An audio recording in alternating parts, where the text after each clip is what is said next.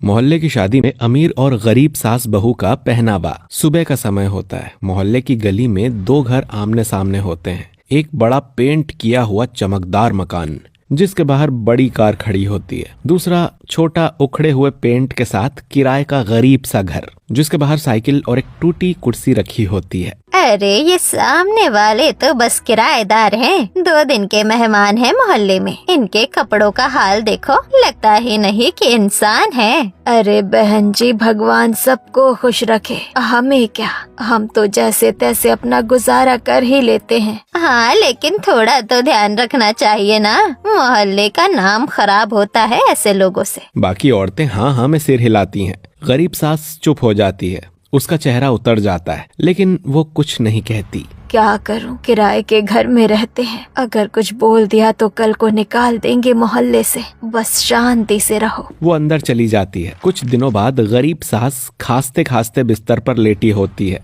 चेहरा पीला और हालत बहुत कमजोर होती है। बेटा राघव और ससुर पास बैठे होते हैं। बेटा, अब तेरी माँ की तबीयत दिन ब दिन खराब होती जा रही है। तू अब बड़ा हो गया है, घर की जिम्मेदारी भी तुझे उठानी होगी। जी पिताजी, मैं समझ गया। अब मैं माँ का भी ख्याल रखूंगा और घर का भी। और सुन, अब तेरी शादी की भी उम्र हो गई है बेटा। कोई अच्छी सादी सिंपल लड़की देखकर शादी कर लेते हैं, घर में भी एक और हाथ बढ़ जाएगा। इसी तरह कुछ दिनों बाद मोहन अपनी पत्नी की जिम्मेदारी आधी करने के लिए एक अपने जैसे ही गरीब घर की लड़की का रिश्ता तय कर लेता है। और कुछ दिन बाद मंदिर में एक साधारण शादी हो रही होती है। छोटा सा मंडप होता है और कुछ घर के लोग ढोल नगाड़ों के साथ दुल्हन का स्वागत होता है। दुल्हन सिंपल साड़ी, थोड़ा सा मेकअप और शादी के जोड़े में होती है, लाल चुन्नी के साथ। थोड़ी देर बाद मोहल्ले की ही कुछ पड़ोसन भी आ जाती हैं। अरे वाह, राघव की शादी हो गई, बहू तो बड़ी सीधी सादी लग रही है। हाँ बहन, देखो ना ज्वेलरी ना मेकअप, बस सादी सी साड़ी।